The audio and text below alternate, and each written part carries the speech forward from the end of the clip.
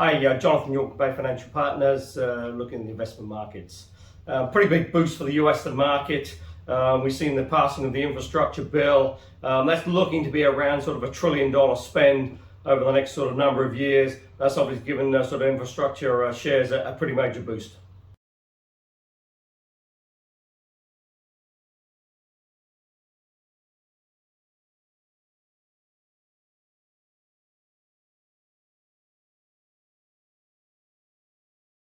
That comes on the back of some encouraging jobs data as well. The latest jobs data showed a creation of around 531,000 jobs. That was versus expected of 450.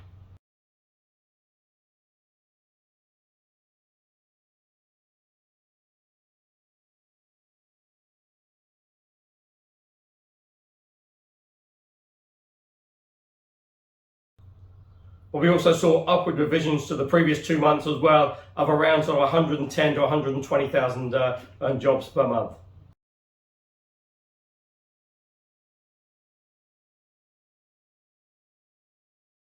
So that's obviously pretty encouraging because certainly the previous 2 months had been a little bit disappointing on the actual job numbers, and you've got a strange situation in the US now where you've got sort of job vacancies as opposed to people who are actually looking for jobs, and the gap between that is around 1.2 to 1.8 million.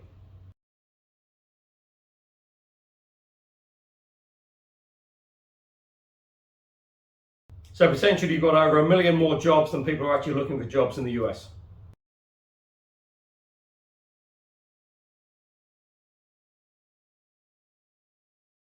So it's obviously starting to see a little bit of wage inflation sort of push through. Added to that, to the sort of supply chain inflation, but also as well gasoline, and inflation is still running pretty rampant.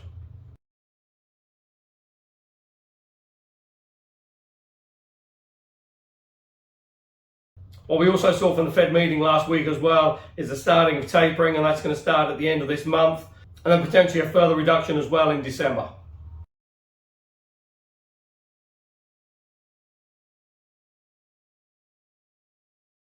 So that's the Fed just starting to remove the sort of support they've been giving to the markets over these pretty trying times with COVID over the last sort of 18 months.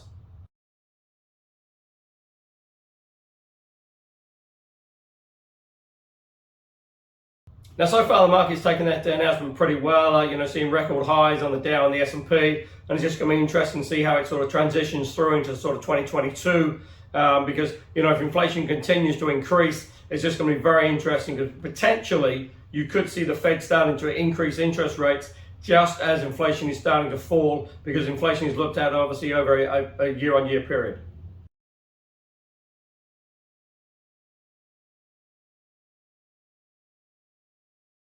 The US as well has now opened its international borders, so if you're double vaccinated and or you have a negative test, you can now fly into the US without having to quarantine.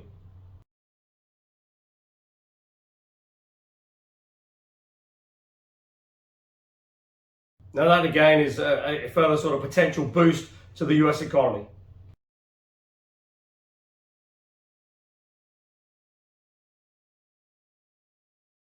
Now, as mentioned, obviously oil is still playing a major part in terms of inflation, and that is still trading well above $80 a barrel.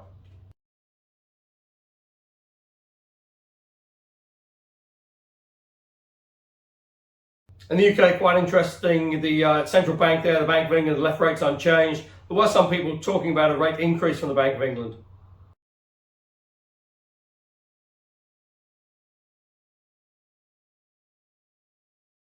That's coming on the back of sort of increased COVID cases, and that's really across the board in Europe, as now Europe has sort of returned to sort of the epicenter of the virus, as cases are sort of spiking out of control almost as the sort of winter months start to kick in.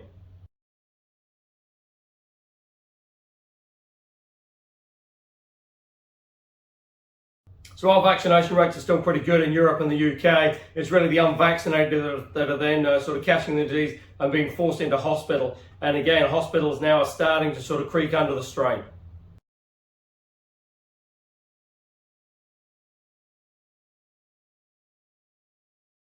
And that's really been the worry all along, that the health system really couldn't cope if you started to see a mass sort of influx of COVID cases.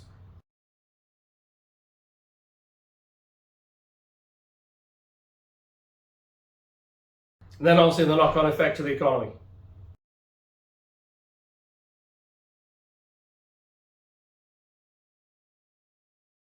So it is going to be very interesting to see how this sort of plays through, especially as we head into those Christmas months.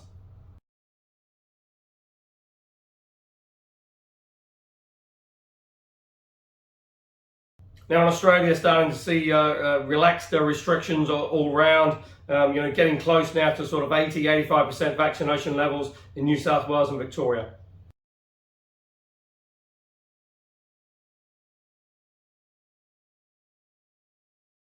Still seeing a little bit of pushback on these sort of mandatory vaccination levels though for sort of some industries, and it's just going to be interesting to see how it does start to play through.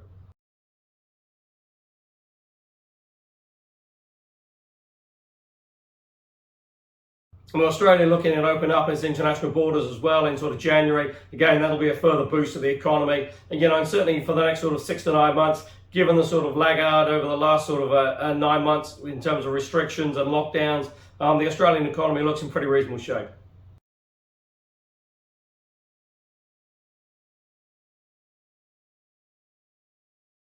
Given that lagging effect, say from the sort of growth over the last sort of 9 odd months in the Australian economy, the RBA, the central bank there, is still pretty cautious in terms of interest rates, and potentially, is not looking to hike interest rates now until 2023.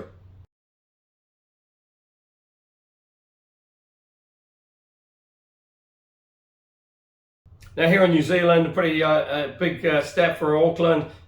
Finally seen a reduction in those restriction levels. Malls are now open, retail is out and open. Hospitality still sort of pretty much closed down. It's very hard to sort of operate under the current restrictions.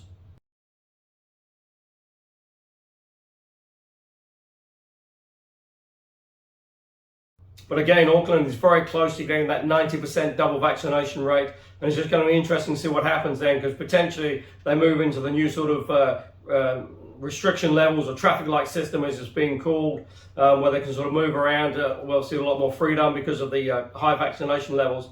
The issue is that the rest of the country is nowhere near those levels, and so although Aucklanders can travel, it's still not clear whether they can actually travel out of the border and sort of travel around the rest of the North Island or indeed to the South Island.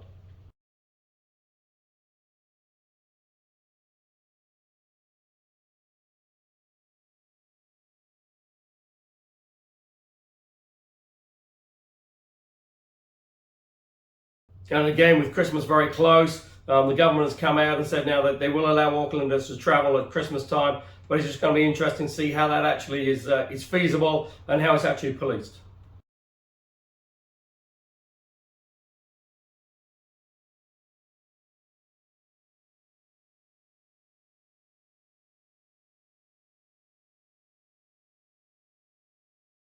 But certainly the relaxing of restrictions will be a bit of a boost to the New Zealand economy. Certainly it's been struggling while Auckland has been in lockdown, and that should get a little bit of a boost.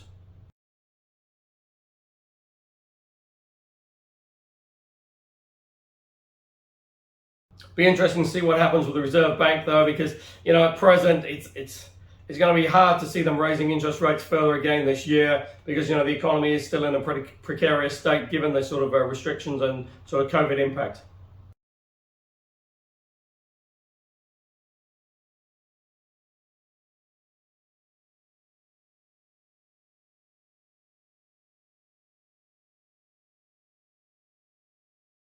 Although it is interesting, one of the major banks has increased its forecast now for the OCR peak to be at 3% from 2%.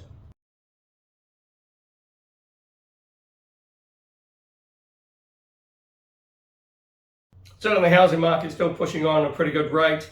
Median house price now in New Zealand is very close to $1 million.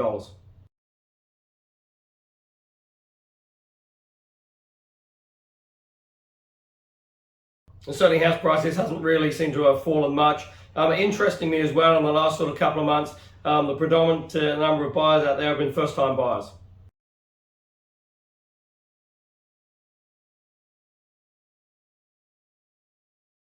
So that's obviously something the government was very keen on sort of promoting and really pushing through, and it seems to be having its desired impact.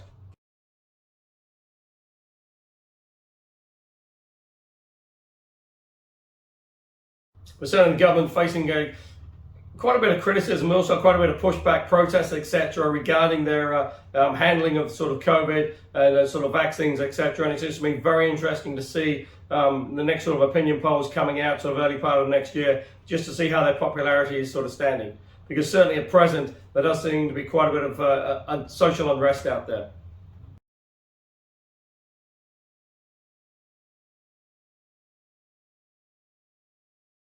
But then on the flip side, in terms of vaccinations, a lot of certainly airlines and countries now are insisting that if you wish to travel, you have to be double vaccinated and have a negative test.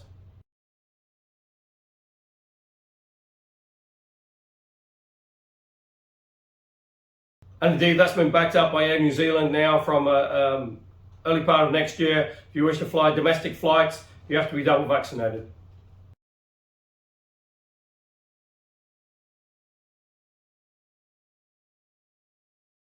In terms of fixed interest, there's a contact green bond in the marketplace. Rates look reasonably attractive. It's got a 4 handle. Minimum rate will be 4.15. 5-year reset. If it's not repaid after that, potentially there is a further increase in the rate of 0.25. Indicative rate at present is around sort of 4.25.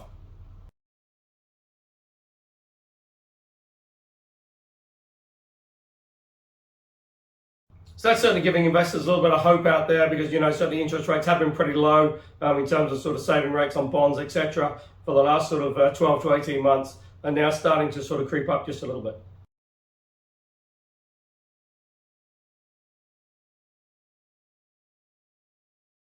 So if you're interested in that bond or other income options, go to the website www.bayfinancialpartners.co.nz for lots of interesting articles, and we look forward to speaking to you soon.